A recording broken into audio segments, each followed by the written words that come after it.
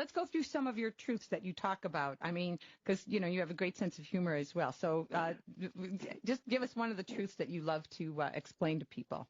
I think one of them is that, yes, you can outsmart the cheese dip. You can outsmart temptation. And I think that's because we have this notion that temptation is out of our control, right? So we are, if we're in the room with the red velvet cake, we are going to succumb to the red velvet cake, right? We have no choice in the matter because that's our instinct and we fall to temptation.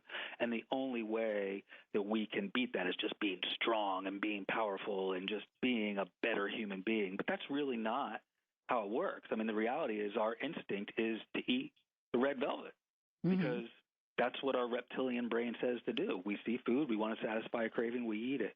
So, you look at the research, you look at some of the people who have studied this.